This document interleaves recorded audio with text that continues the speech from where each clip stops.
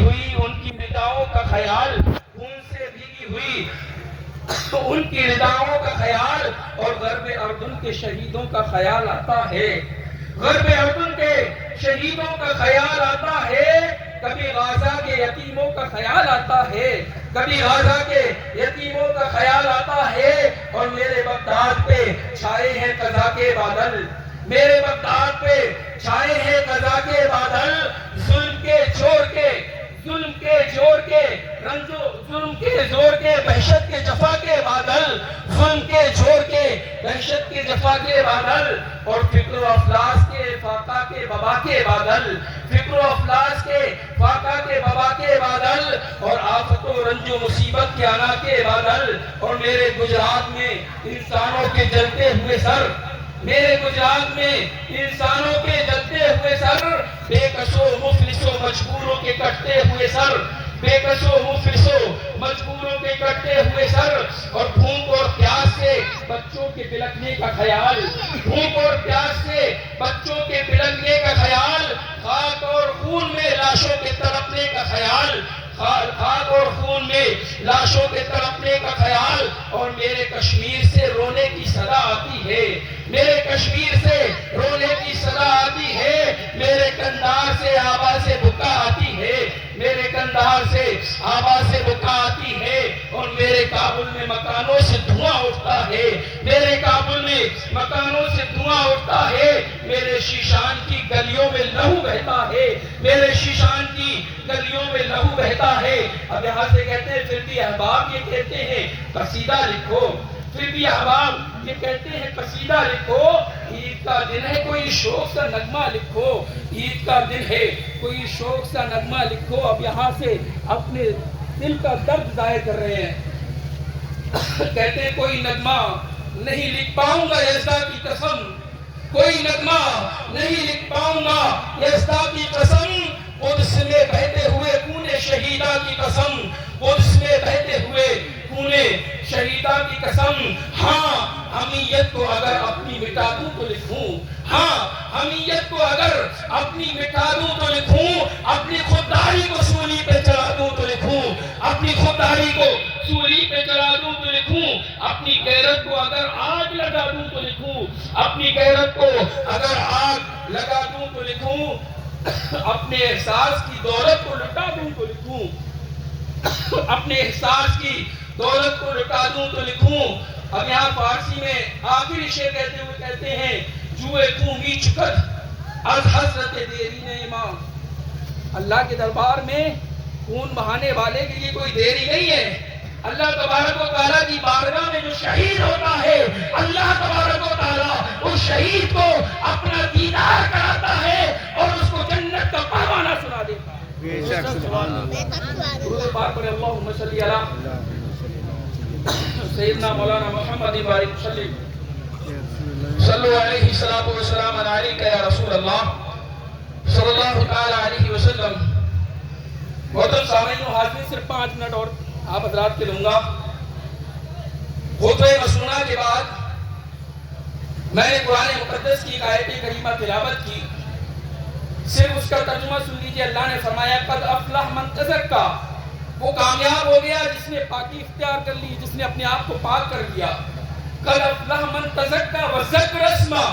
ربہ فصلی، اور جس نے اللہ کا ذکر کیا اور نمازیں ادا کی، اللہ نے اس کو پاک کر دیا۔ ابھی ہمارے درمیان سے رمضان المبارک کا مہینہ گزرا۔ اللہ رب العزت فرماتا ہے جب کوئی مزدور کسی کی مزدوری کرتا ہے تو اس کو اس مزدوری کے بدلے میں اجرت ملتی ہے، اس کے بدلے میں پیسہ ملتا ہے۔ اے فرشتوں گواہ ہو جاؤ، اللہ تبارک و تعالیٰ اس رمضان المبارک میں میرے بندے نے جتنے بھی روزے رکھے ہیں، روزے کے بدلے میں اللہ اپنے بندوں کے گناہوں کو معاف کر رہا ہے۔ سامعین و حاضرین، یا اللہ کی بات، اب مصطفیٰ جان رحمت کی بات سن لیجئے، تفصیل کے ساتھ گفتگو ہوگی اگر آپ لوگ پہلے آ جاتے۔ پیارے آقا صلی اللہ تعالی علیہ وسلم کی عنایات، آپ کی نوازشات، آپ کو اللہ نے رحمت للعالمین بنایا تو آپ نے کیسی کیسی رحمت اپنے غلاموں پر نچھاور کی ہے۔ اللہ کے پیارے رسول صلی اللہ تعالیٰ علیہ وسلم کا شان نبوت سے عید کے دن عیدگاہ کی طرف تشریف لے جا رہے ہیں، عیدگاہ کی طرف تشریف لے جا رہے ہیں۔ آپ نے دیکھا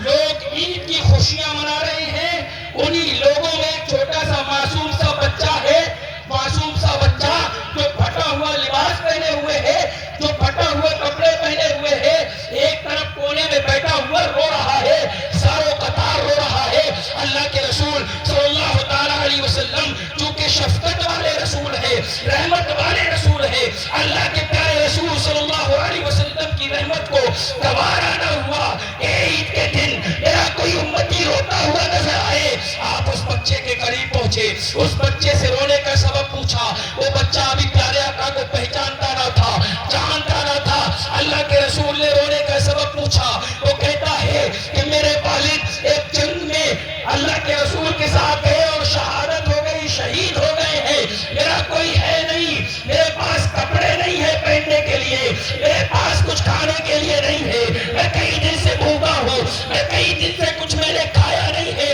اللہ کے رسول صلی اللہ تعالیٰ علیہ وسلم نے اس کو اٹھایا، اٹھا کے کھڑا کیا، اپنے گلے سے لگا لیا، اور گلے سے لگانے کے بعد شفقت والے رسول نے اس بچے سے فرمایا کیا تو چاہتا ہے کہ تیرا بابا اللہ کا رسول ہو جائے؟ کیا تو چاہتا ہے فاطمہ تیری بہن ہو جائے؟ کیا تو چاہتا ہے علی تیرا چچا اور حسن و حسین تیرے بھائی ہو جائے؟ وہ عرض کرتا ہے، اب پہچان گیا، عرض کرتا ہے اللہ کے پیارے رسول صلی اللہ تعالیٰ علیہ وسلم اس سے بہتر میرے لیے کیا ہوگا کہ اللہ کا رسول میرا، اللہ کے رسول میرے والد ہو جائے۔ محترم سامعین و حاضرین، وہ کہتا ہے اس سے بہتر میرے لیے کیا ہوگا کہ حضرت علی میرے چچا، حضرت فاطمہ میری بہن، حضرت امام حسن اور حسین میرے بھائی ہو جائے۔ اللہ کے رسول صلی اللہ تعالیٰ علیہ وسلم نے اس کو گود میں لیا، گود میں اٹھا کر اپنے گھر لے گئے،